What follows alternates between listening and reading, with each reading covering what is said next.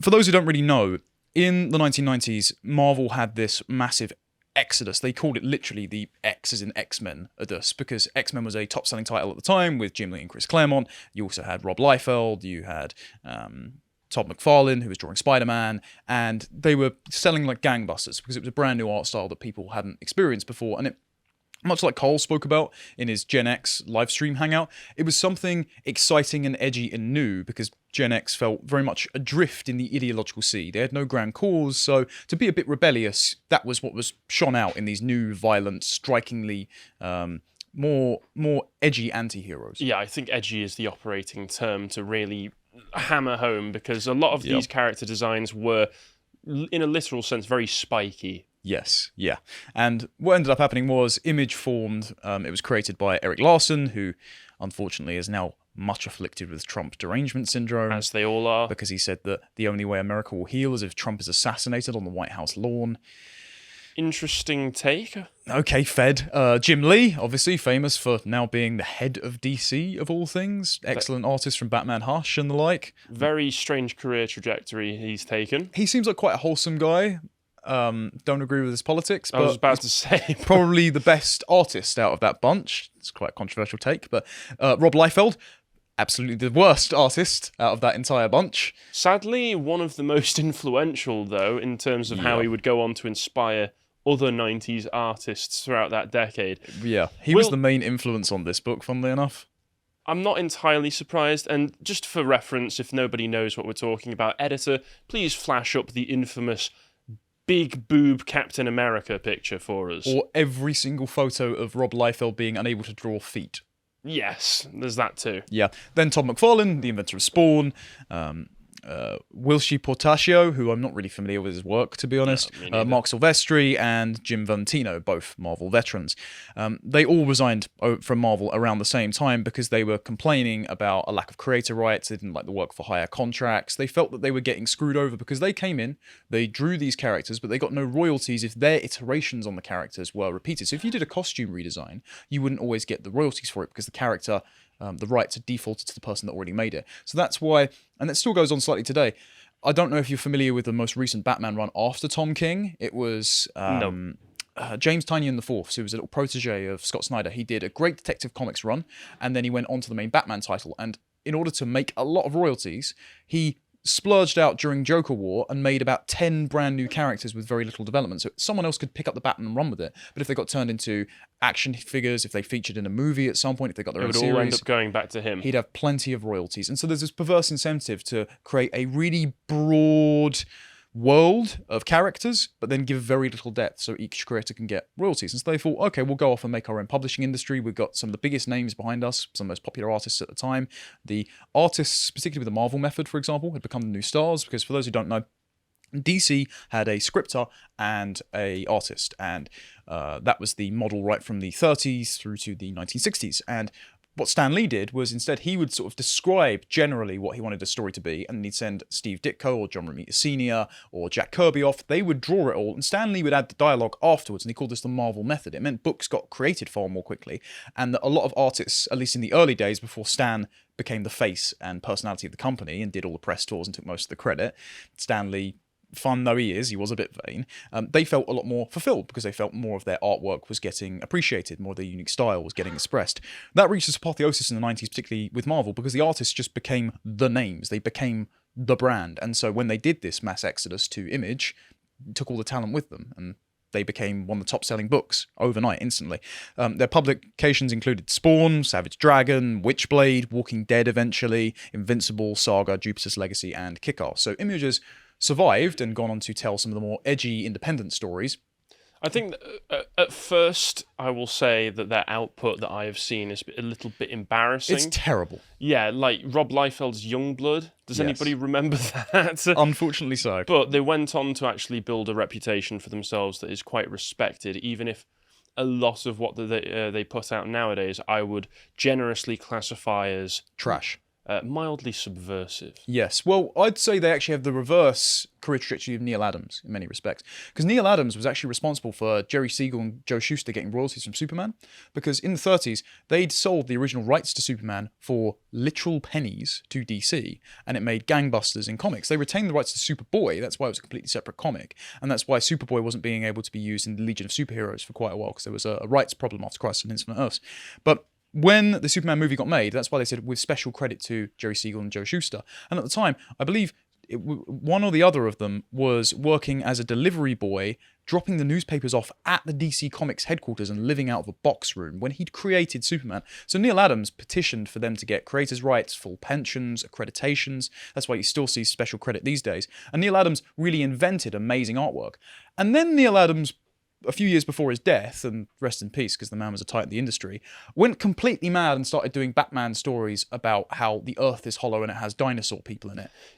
Yeah, I heard about that. I've not read any of those stories, but I think there was one from 2006 where... Batman Odyssey. That was it, Odyssey, where everybody was excited. Neil Adams is coming back to Batman. He's going to redefine it all over again for a new generation. Right? And yeah, it seemed like he'd had some kind of brain bug. It was utterly incomprehensible. He believed in the Earth theory where the Earth is slowly expanding, and so eventually the core will become in real hollow. Life? Yeah. Oh. Oh, wait, Hollow Earth? Yeah, he believes in Hollow Earth theory where there's dinosaur people living inside it. And there's a dinosaur Batman and a monkey. I mean, may the man rest in peace. Yeah, I think his reputation is solidified as one of the greats of comics, but they can't all be winners, can they? Yeah, he's mad as a box of frogs, but he did seem really wholesome in the way he interacted with fans, and he always had time for everybody. So I think Image is very much the inverse of Neil Adams' career. Image starts off with terrible art, but very good principles for creator-owned, and as their artwork has improved over time, they've kind of moved out of being the big two in the industry, and then the entire industry has been overshadowed by manga anyway, because that's, in many respects, even though I'm not a big manga fan, much more innovative. They've got a much faster getting books out the door process, and it's less controlled by big publishers and distributors, which was a problem at the 90s as well. I think one of the big benefits that you can get from manga as well is the fact that it's generally one creator who's in control of the story and artwork, so you get a more defined vision or image. Well, that's funnily enough, that's exactly what Image wanted to do. Yeah, and as well as that, generally they follow one continuous story. So unlike most comic books where it's like, oh my god, where do I start with Batman? You just go, where do I start with, just off the top of my head, One Piece? Well, you start at One Piece number 1, yes, and then you just follow it along. Yeah, trying to put together a chronological timeline of the DC universe is nigh on impossible. I'm still trying. I'm up to 3,000 footnotes and over 400 pages. It's hell. I'm going issue by issue as well, so I've put myself in this position, so don't feel any sympathy for me. He's done it to himself. I don't know why, but he's just a sadist. I'd love to publish it someday, but we'll see if my magnum opus ever gets completed. A masochist. Yeah, there we go. So, speaking of Image, the company was founded on these two principles. Image would not own any creator's work. The creator would. So that means all creator-owned titles would default to them. They'd get all their rights. So it puts the artist very much at the center of the royalties and doesn't create any perverse incentives. Good idea. Now the direct distribution model, more like a platform than a publisher almost. Yeah, in many respects, it's what Comicsgate has actually achieved, but I suppose the direct distribution model wasn't there at the time. Like you couldn't just print your own books and distribute them like most people can now with crowdfunders like Kickstarter, for example. Just the infrastructure wasn't there yet, but good intentions. The second principle was Image itself would own no intellectual property except the company trademarks, its name and logo, which was designed by writer Hank Canals. So the I and just the name Image. Everything else that was on your comic was yours. And no Image partner would interfere creatively or financially with any other partner's work. We'll get back to that one later. All right. So Image originally consisted of 6 studios. Todd McFarlane Productions, owned of course by Todd McFarlane. Aegis, owned by Jim Lee, and later renamed Wildstorm Productions, and he would later resell all of the Wildstorm characters and likenesses to DC and incorporate them into the DC universe. Highbrow Entertainment, owned by Eric Larson. Shadowline, owned by Valentino. Top Cow Productions, owned by Mark Silvestri. And Extreme Studios, owned by Rob Liefeld, later named Awesome Comics. Because, of course, Rob Liefeld named it that. And for a little bit of background on why people meme on Rob Liefeld, not just from the images you've seen, but I've got a little passage from Grant Morrison here, and he really explains how Rob Liefeld's style in particular, going from X-Force, creating Deadpool and Cable, into Image, ruined the industry for a very long time. So he says, Morrison, Rob Liefeld in particular developed a hyperkinetic narrative style where a new super team would be introduced on almost every other double-page spread. Creating characters was as easy for Liefeld and the Image Boys as picking fragrantly poetic hero and villain names of the past, like doctors and professors, lads and lasses, and replacing them with punchier names ripped raw and unprocessed from the pages of nearby dictionaries. There were tough names like Barricade, Brigade, Thrust, Magnum, Grifter, and Pulse for the men, while the women were called things like Vogue, Zealot, and Catwalk. Villains now had to compete with the heroes for tags like Death Shed or Blood Pack.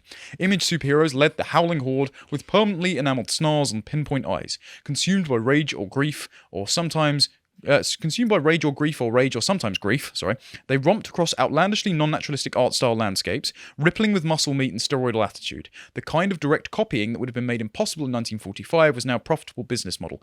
Anyone could, and many did, create analogues of DC and Marvel superheroes in Earth-Sats universes, photocopied from the structural gestures of the old originals. Superman could become supreme in Liefeld's hands, or Mr. Majestic in Jim Lee's. Lee's Wonder Woman was a warrior nun named Zealot, Liefeld's was a princess named Glory. Many jokes there, I'm sure. McFarlane, to his credit, forged a style of his own by uniting horror and superhero comics in a way that was designed for transmedia exploitation, with Spawn. But many of the others were happy to use tried and tested concepts with new names and costumes that were crisscrossed with a bewildering, non-functional tangle of straps, pouches, buckles, harnesses, and leather garter belts on men. It was how Batman's utility belt might look if it was left to grow wild and free in every direction. I think one very important thing that he's missed out there is that all of these new superhero names would all be spelt wrong for no particular reason. There would be Zs and Xs and Ys. You would get a character called Razor, yes, for instance, where it'd be R-A-Z-R-R. For no particular reason other than to just be edgy. Yeah, well, that actually reached an apotheosis in a DC Comics event later that was just preceded Kingdom Come and annoyed pretty much everyone in the industry and inspired that. There was another bit he just wrote for Liefeld, which I thought was great. Liefeld spoke for a new generation of American kids, not outsiders, punks, hippies, or geeks, Gen Xers, the forgotten demographic, the kids too ordinary to merit their own movement, too depoliticized for manifestos, something that Carl's talked about and really hit upon. These power fantasies were not of social justice or utopian reform, but nihilistic, aimless hedonism or revenge. Like so many of my favourite punk bands, Liefeld's enthusiastic, arrogant amateurism inflamed a generation of young artists. If Rob could get away with his barely original characters, his blizzard of cross-hatched lines, the heroic legs tapered to tiny screwdriver feet, and the multitudinous array of new muscles he'd invented for the human forearm alone, anyone could do it. He was mocked, but his style was his own. Unfortunately, that style was then aped across the industry, and we got utter nonsense. And that's all very true, and that's...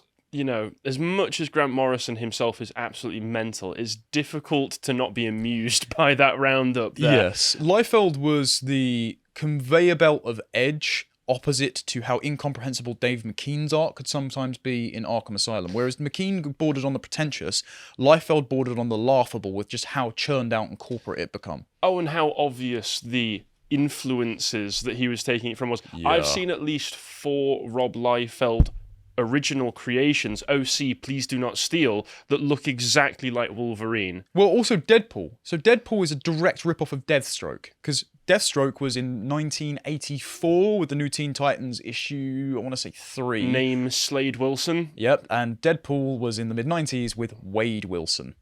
Right. And we also must take into account that Waid Wilson, Deadpool's character, only really became Deadpool and became what we know him as nowadays after Rob Liefeld stopped doing anything with him. Wasn't it Joe Kelly that first made him break the fourth wall?